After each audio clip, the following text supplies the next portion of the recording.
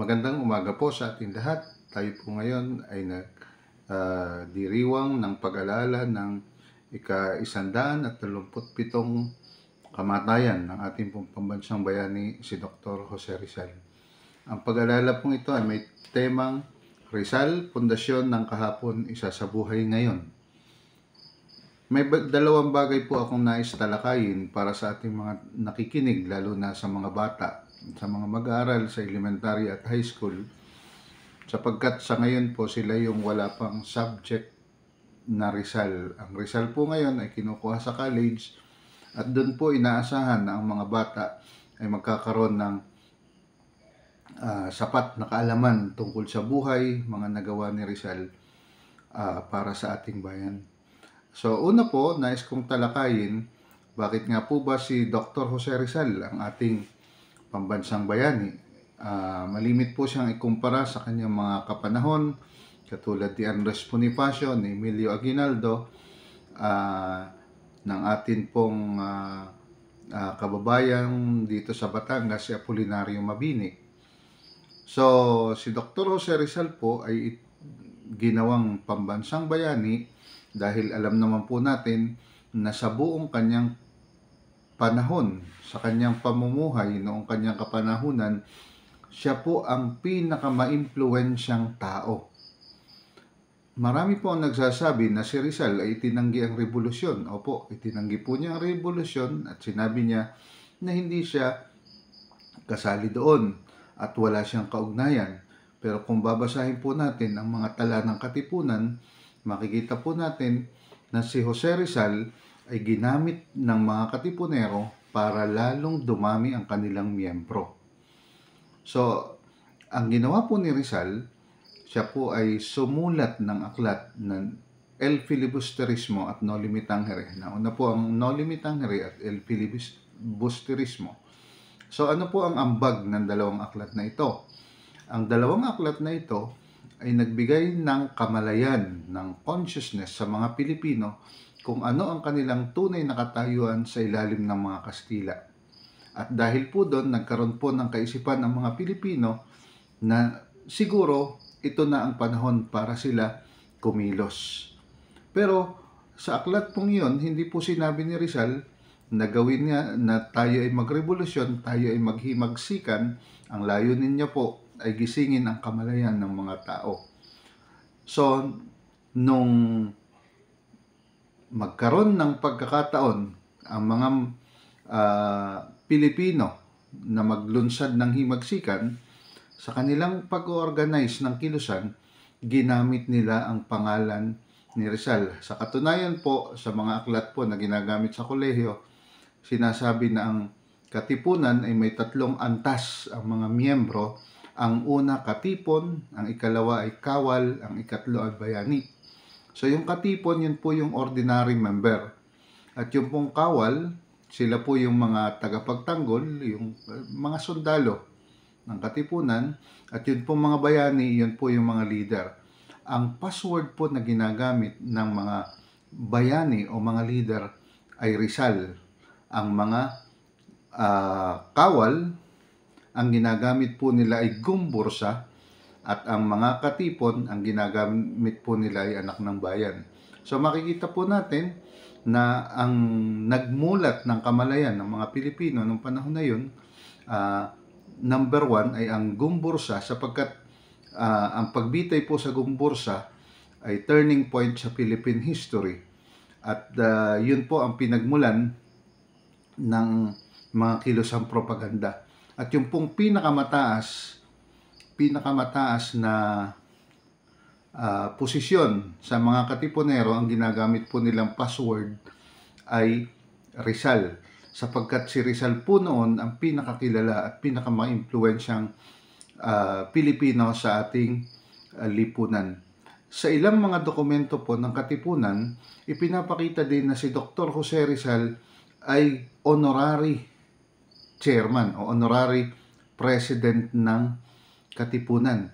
Kaya marahil, pag sila'y nagre-recruit ng mga miyembro ng Katipunan, ang ginagamit po nila ay si Rizal para sa gayon, mas madaming tao ang sasapi sa Katipunan. At kita naman po natin sa atin pong mga aklat sa history na napakarami po ng naging tagasunod ni Andres Bonifacio dahil po nagkaroon na nga po ng ganong kamalayan ang mga tao. At bakit po nagkaroon ng kamalayan? Dahil po sa sinulat ni Rizal sa kanyang El Filibusterismo at sa kanyang No Limitang Here.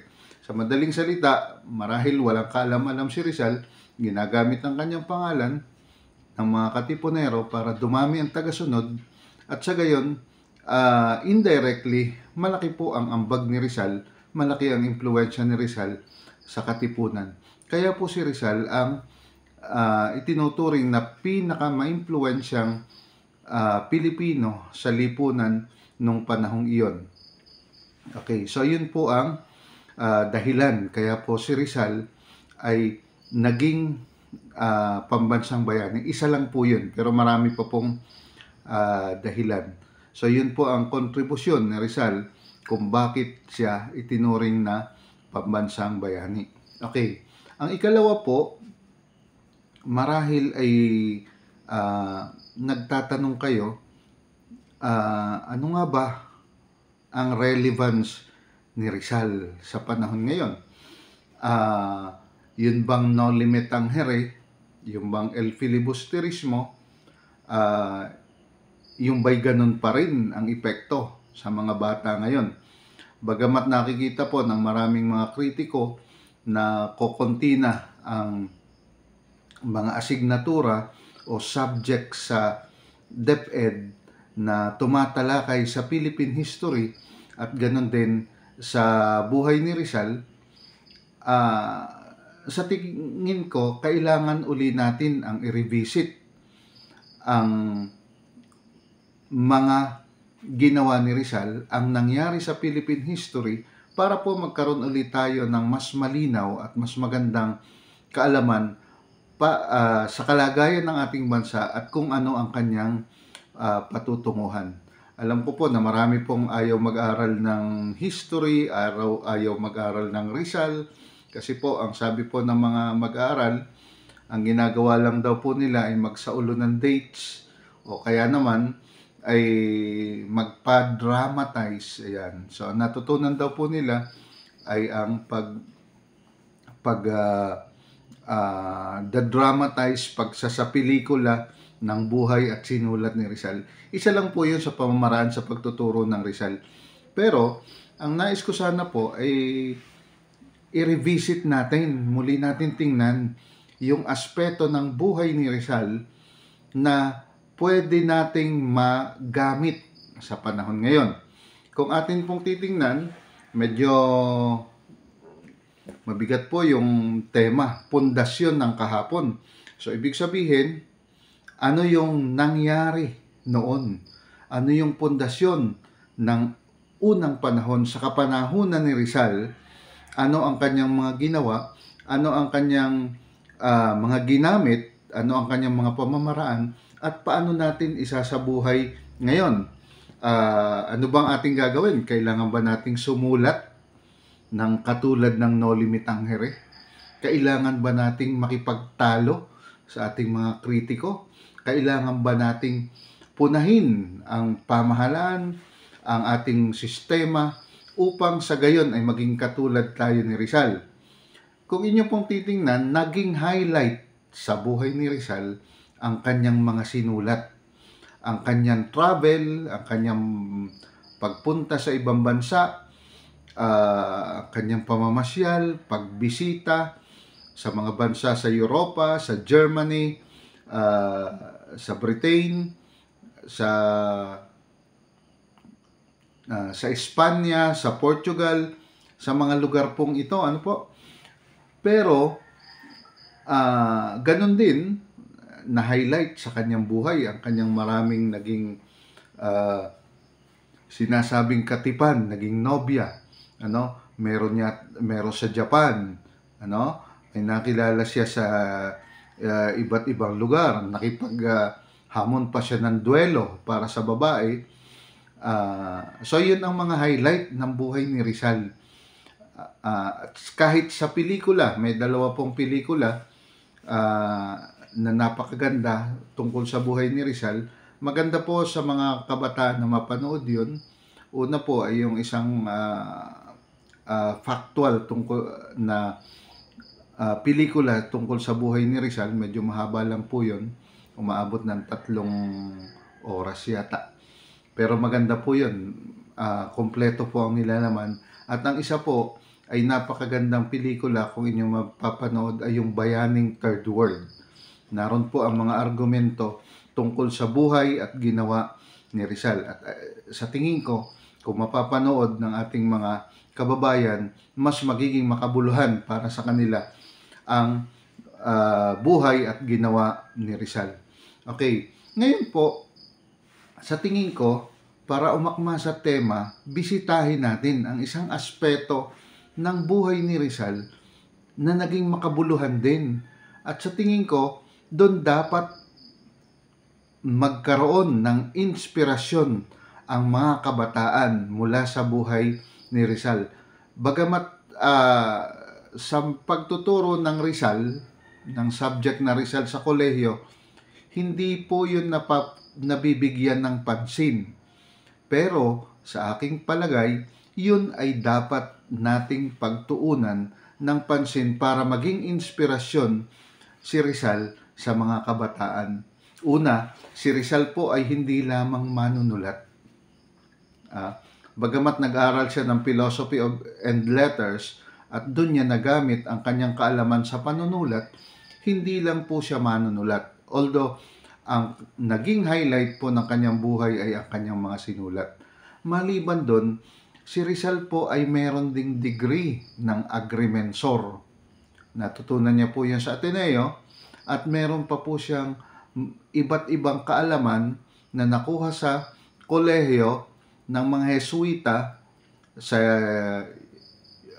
universidad sa UST ngayon.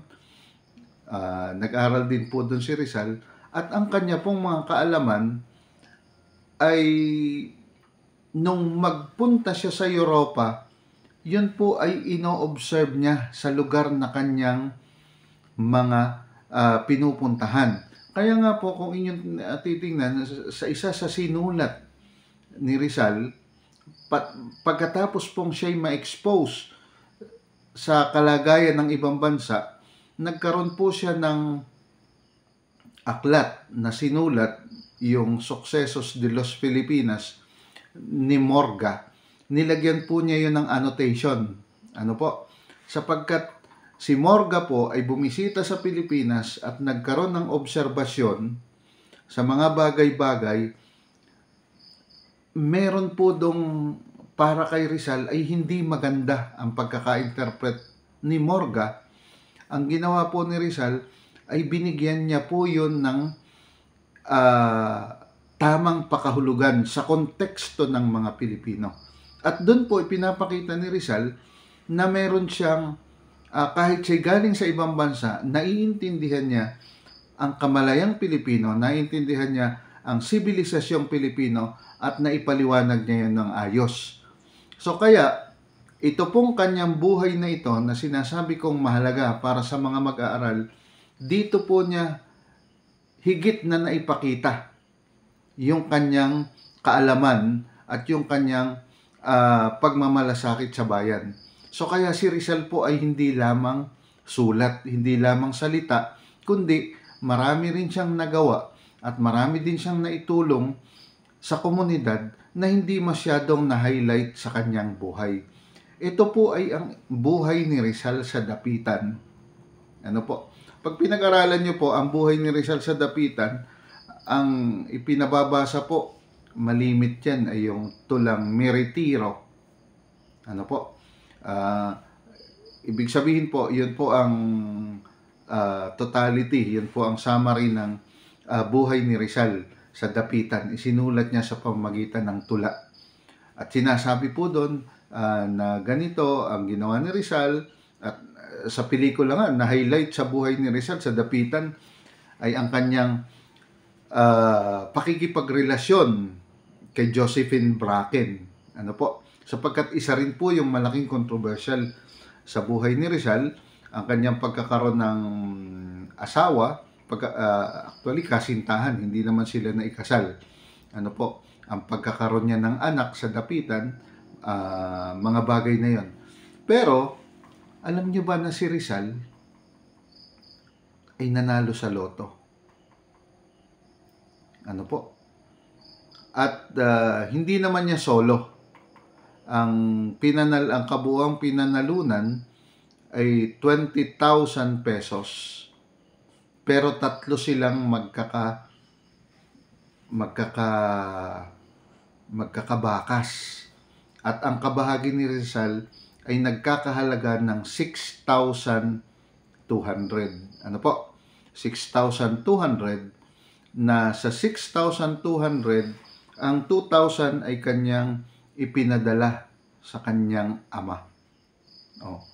So, dapat din po ma-highlight yun, na si Rizal ay hindi katulad ng iniisip ng iba na nagpasarap sa buhay sa Europa, dahil si Rizal po kakaiba sa kanyang mga contemporary sa Europe.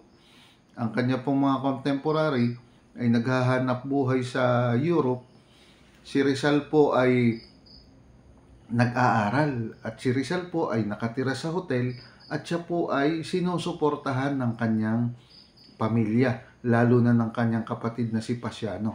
Kaya maaari pong makita ng iba, si Rizal pala ay kuha lang ng kuha ng gastusin sa kanyang pamilya. Pero, nun pong siya ang magkapera, siya po ay nagpadala ng 2,000 sa kanyang ama bilang parte ng kanyang napanalunan sa loto. Ano po? So kung inyong titingnan ngayon, kung ikaw bang manalo sa loto, anong gagawin mo? Ano? Marahil sasabihin nyo, kayo'y mamamasyal. Magpapagawa ako ng bahay. Bibili ako ng gusto kong bilhin. Bibili ako ng magandang sasakyan. Bibili ako ng magtatayo ako ng negosyo. Magtatayo ako ng mga paupahang bahay. Doon ko gagamitin. O marahil karaniwan na pag tumama sa loto, ang gagawin ay bibili ng maraming bagay na yung tinatawag nating luho. Ano po? Yung kung ano ang makakapagpasaya sa atin sa aspetong pinansyal. Marahil ganun po ang karaniwang magiging saloobin ng mga taong tumama sa loto. Pero si Rizal, iba po ang kanyang ginawa.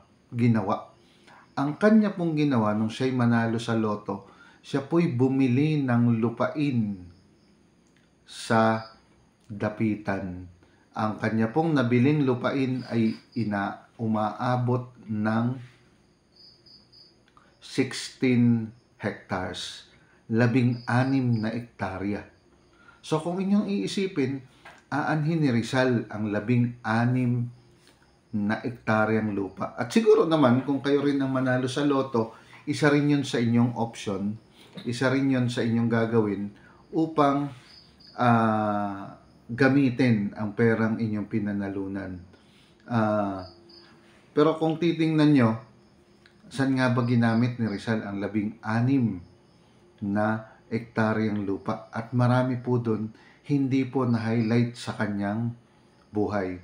Ang isa pong magandang ginawa ni Rizal, nung siya'y magkaroon ng lupain, siya po ay gumawa ng sistema ng patubig.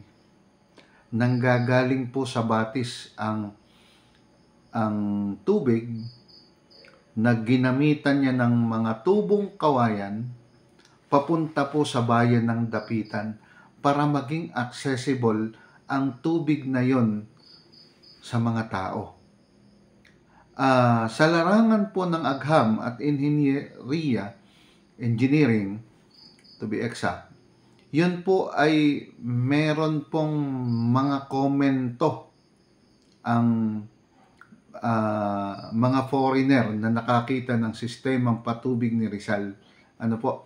Pero hanggang ngayon po, hindi pa ako nakakakita ng diagram kung paano ginawa ni Rizal yun. Siya po'y hinangaan, sabi nila, yun ay very modern, pero hindi po masyado siyang nabibigyan ng emphasis sa pag-aaral ng kanyang buhay. Ano po?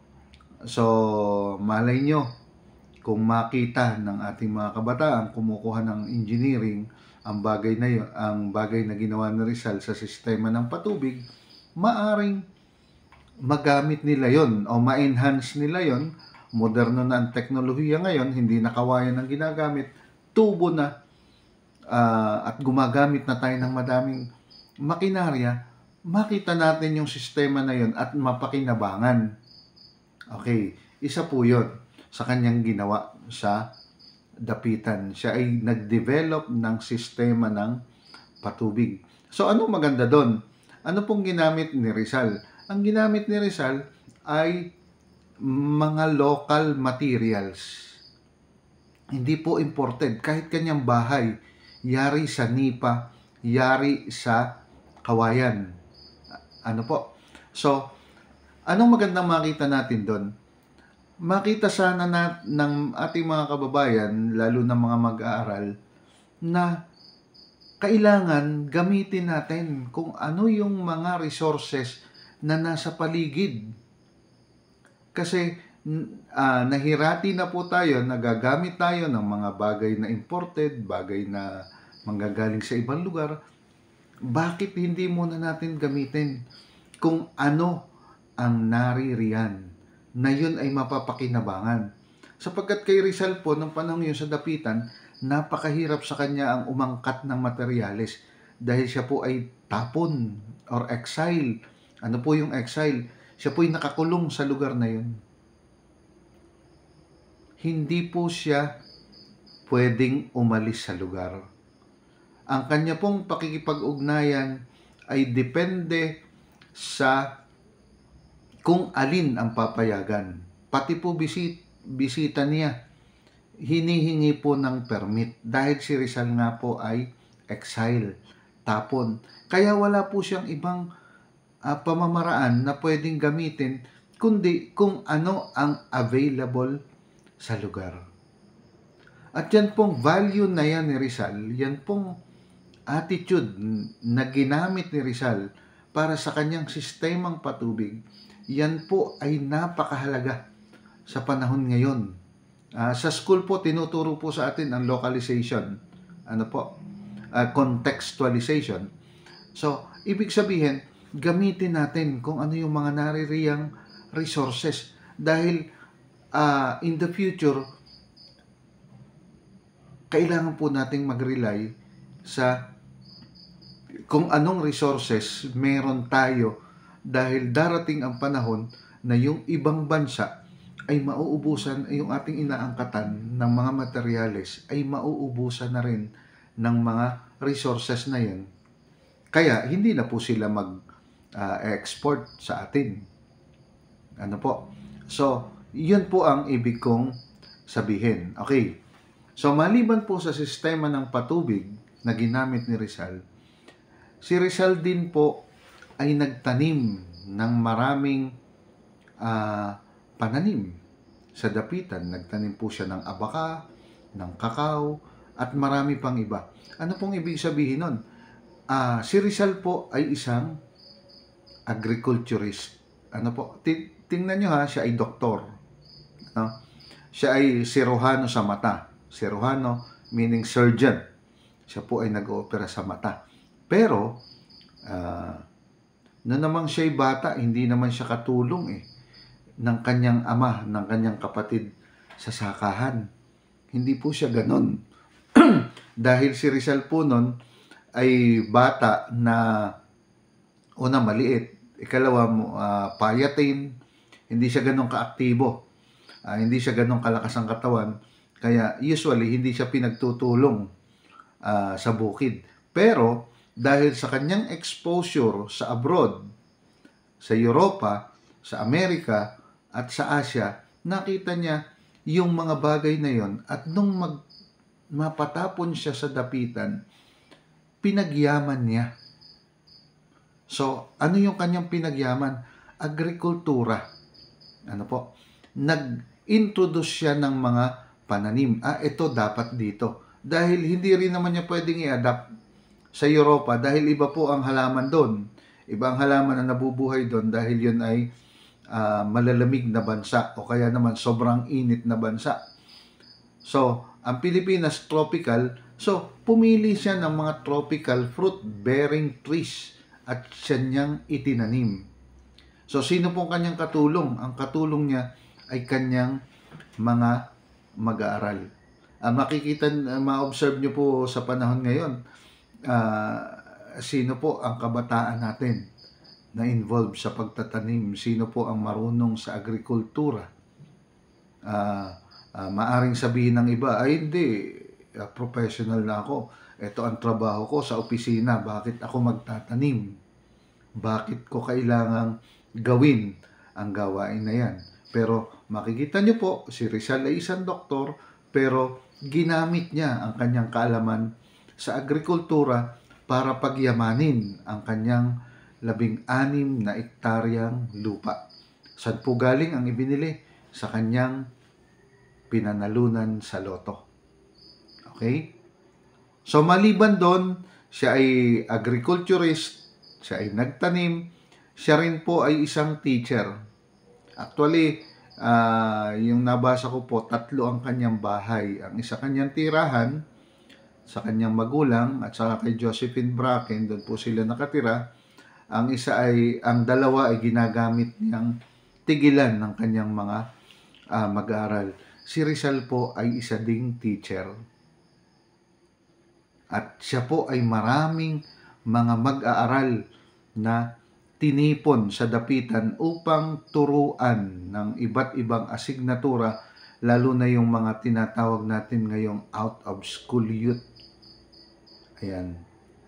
So makikita natin, si Rizal pala hindi lang manunulat. Opo, ginamit niya ang kanyang kaalaman sa realidad, sa aktual. So tinuruan niya ang mga bata sa lahat ng aspeto. Pagbasa, pagsulat, pagsasalita ng Espanyol, sa siyensya, sa astronomy, sa agrikultura, ginawa po yan ni Rizal. At sa isa pong tala na naroon po yan sa epilogue ng isang pelikula, ang isa pong mag-aaral ni Rizal sa pelikulang Rizal sa Dapitan, ang isa sa kanyang naging mahusay na mag-aaral ay naging gobernador ng lugar na yon. Noon pong maging matanda na ang mag-aaral na yon. Ano po? So ganun ka-efficient, ganun ang kanyang pagtuturo, development ng skills, development ng competencies, at development ng values. Ipinakita po niya doon, parang living, hindi naman living in, pero maghapon doon ang mga mag-aaral, tinuturuan niya ng maraming bagay. So, ilan na po ang ating nakita kay Rizal. Si Rizal sa Dapitan ay isang engineer, isang agriculturist, at ang sunod po ay isang teacher. At ang ikaapat po, si Rizal po ay isang doktor. Siyempre, surgeon. Doon po niya inoperahan ang kanyang ina. At maliban po doon, sa kanyang ina, marami pong tao ang dumayo kay Rizal upang magpagamot ng kanilang sakit sa mata. Ano po? So kaya, sa pamamagitan po ng kanyang panggagamot, kumita rin po siya ng pera. So kung siya ay may 6,200 na tinamaan sa loto, less na yung 2,000, di 4,000 na lang.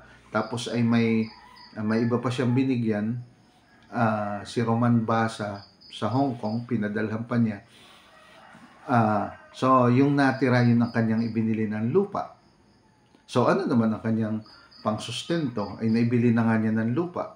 So yun, dun siya kumikita sa panggagamot. Ano po? Yung mga bata namang nag-aaral sa kanila, walang tuition. Yun namang kanyang tinanim, hindi naman mabilis ang return. Gusto lang niyang maging mayaman ng lupa, kaya kanyang tinaniman. Hindi marahil niya iniisip na pagdating ng araw, mag-i-export ako ng ganito, magbebenta ako ng ganito. In fact, tumigil lang naman siya doon ng madaling panahon. Hindi naman siya inabot doon ng 10 taon. So, wala pang balik yung kanyang agrikultura. At makikita nyo, namuhunan si Rizal sa agrikultura kahit alam niya na hindi mabilis ang balik ng pera doon. Okay. So, ano yung kanyang ginagamit na panggastos? Yung kanyang kinikita sa panggagamot.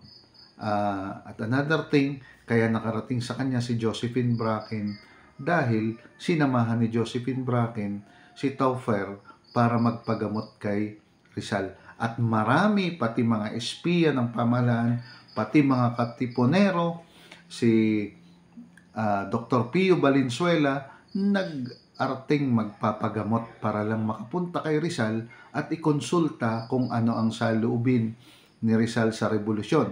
Ang sagot ni Rizal, wag muna ngayon. Wala pa tayong barkong pandigma. Wala pa tayong sandata. Yan po ang tinatanong ng mga sinasabi ng mga kritiko.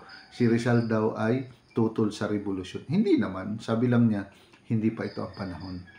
Pero, katulad ng sinabi ko na kanina, kaya dumami ang kapanalig ng revolusyon dahil naniniwala ang mga tao, nakatulong nila si Rizal.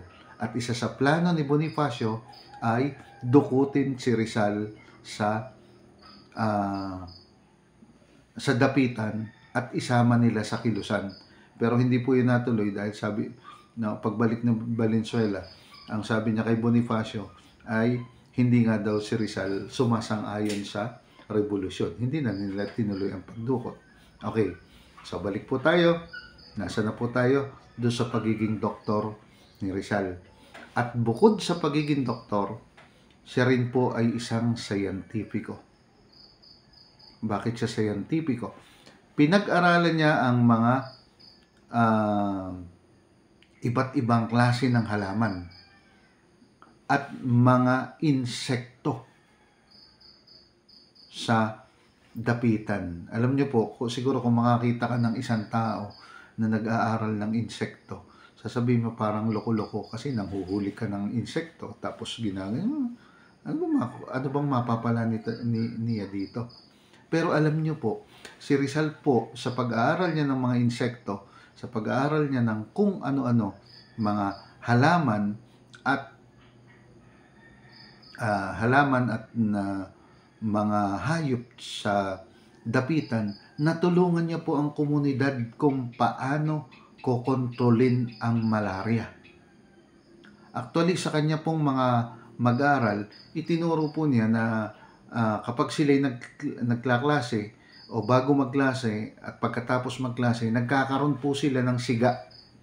Alam niyo po yung siga. Ito po'y bawal ngayon. Magagalit po sa atin ang Enro pag tayo nagsiga. Sila po ay nagsusunog ng mga dahon, mga tuyong dahon. Ang layunin po nun ay itaboy ang mga lamok na nagdadala ng malaria. So habang sila po ay nagklaklase, hindi po sila nilalamok dahil po sa siga. So ano pong importansya nun? Anong kinalaman nun sa kanyang ginawang pag-aaral ng mga insekto? So sa pag-aaral ng insekto, malalaman natin kung ano ang makakapagpalaya sa mga insekto. So ginamitan din po niya ng eksperimento. At pagkatapos, yun pong mga species na yun na kanyang nakolekta sa dapitan, kanya po yung ipinipreserve at kanyang pinapadala sa kanyang mga kaibigang scientifico sa Berlin, sa Germany, sa Austria, at ipinapakita niya po yun. At dahil isa po yung paraan, dahil doon, nakilala po ang Pilipinas sa Europa. Actually, kung i-survey nung panahon ni Rizal, si Rizal ang pinakakilalang Pilipino sa Europa. Ano po? So, yun. Isa yun sa nagpatanyag sa kanya. At isa yun sa actually, meron nga siyang pinangalan ng hayop, insekto, na ang pangalan ay Draco Rizali. Yun po ay kinuha sa kanyang pangalan. At yun, kontribusyon din po ni Rizal yan sa larangan ng siyensya. So, ulitin ko po, ganito po ang ginawa ni Rizal. Siya po'y tinapon sa dapitan. Actually, that is very unfaithful. Parang masama. Biro mo, ikaw pinatapon. Parang ikaw lang ay para kang living out na bilanggo. Actually, sabi nga sa kanya, tumira ka sa mga praile. Doon ka na tumira. Pero, ayaw niyang sumama sa mga praile. Dahil magkaiba na ang kanilang pananaw. Nung una, yung mga praile kasi sa dapitan, mga teacher niya sa Ateneo. Pero magkaiba na ang kanilang mga kaisipan. Hindi na sila magkakasundo. So, pinatitira din siya kay General Carcinero.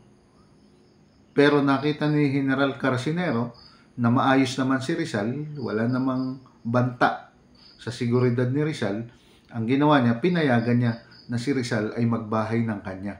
Kaya nga lang, sa lahat ng gagawin ni Rizal, siya ay kailangan magpaalam kay Carcinero. At ang pinakabawal sa kanya ay umalis sa dapitan dahil nga siya ay nakabilanggo doon. Dahil nga siya ay isang exile.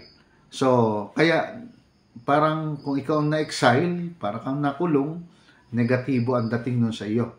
Pero, sa kabila ng pagiging negatibo, si Rizal ay nag-isip ng pagiging positibo.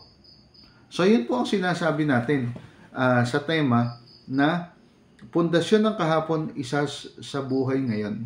Siguro po, marahil, kailangan natin, hindi lang po ng mga kabataan, lahat tayo, kahit po mga nasa edad ko na, mas matanda po sa akin, sa kabila ng mga bagay na negative, mag-isip po tayo ng positibo. Dahil yan po ang magpapagalaw sa atin tungo sa mas magandang buhay, sa mas magandang adhikain. At ano pa po yung values na pinakita ni Rizal na akma po sa ating tema? Una, nasabi ko na kanina, kung anong resources meron doon, siya nating gamitin. Marami pong Pilipinong mahusay. Ano pong ginagamit natin? Mga resources sa ibang bansa. Saan po natin ginagamit yung resources? Yung ating, tayo mismo, human resources. Yung ating galing, saan natin ginagamit? Ginagamit po natin. Saan? Sa ibang bansa. O syempre, sasabihin nyo naman, kasi hindi tayo priority ng pamahalaan. Sa isang banda, maaaring makita nyo yan, pero meron pa rin paraan. Bigyan lang natin ng lugar sa ating mga kaisipan at pwede nating paunlarin ng mas maunlad pa ang ating bansa sa pamamagitan ng mga ganong sistema at ganong pamamaraan. Maaring sabihin niya, si Rizal naman, kaya ginawa yan. Kasi napilitan, wala na siyang ibang option. Yes, maaring ganon. Pero minsan, makikita natin, ginaguide tayo ng pagkakataon, ginaguide tayo ng Diyos para gumawa tayo ng isang bagay na mas makakatulong sa ating bansa, sa ating mga kababayan. Ano po? So kita nyo, si Rizal tinapon pero naging makabuluhan yung kanyang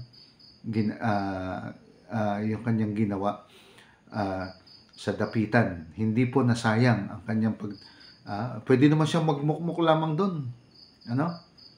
Dahil hindi naman siya gugutumin doon. Na kay Carcinero siya, pakakainin siya. Kumikita si Pasiano, padadalan siya ng pera. Pwede namang sulat lang siya ng sulat doon. Pero ginamit niya sa ibang bagay. So, yun po ang dapat nating isabuhay ngayon.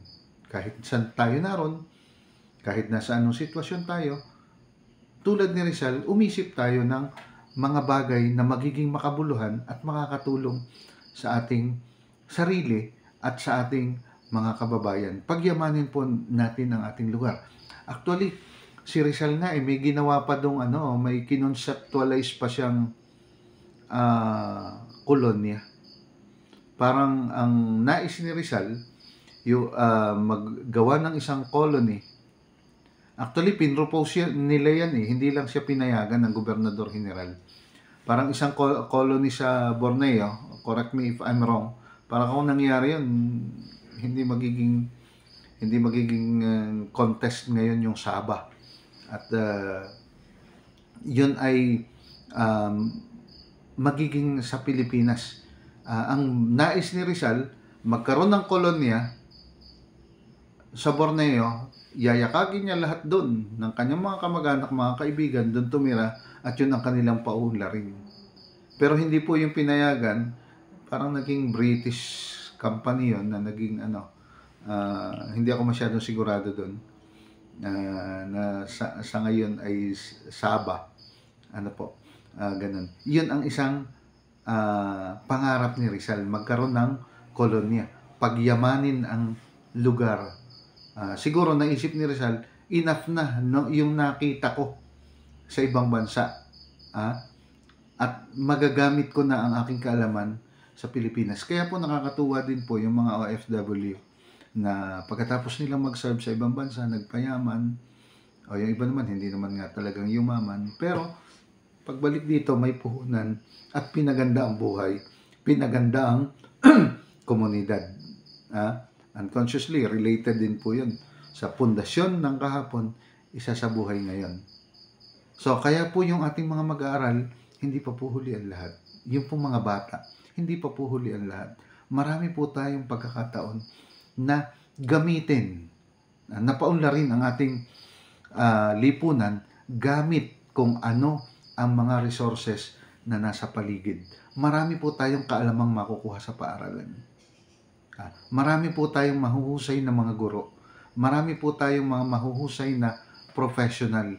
At kung ating pong pagtutulong-tulungan, ay malaki po ang magiging ambag natin at mas mapapaganda po natin ang ating lugar. Hindi na po natin kailangang itapon, hindi po natin kailangang tayo ikulong para gawin yon. Ngayon po, pwede na nating simulan. At sa ganyang pong paraan, atin pong naisabuhay kung ano ang naging buhay, kung ano ang naging impluensya ni Rizal para sa ating bayan. So muli po, sana po ay kayo ay may natutunan sa aking maikling paglalahad ng kaalaman tungkol sa buhay ni Rizal at sa kanyang mga ginawa at sa kanyang impluensya sa kasalukuyan. Muli po, magandang araw po sa inyong lahat. Marami pong ito po si Dr. Ricky M. Rialingo, Education Program Supervisor ng Araling Panlipunan sa SDO Batangas City. Magandang araw po muli sa inyong lahat. Marami pong salamat.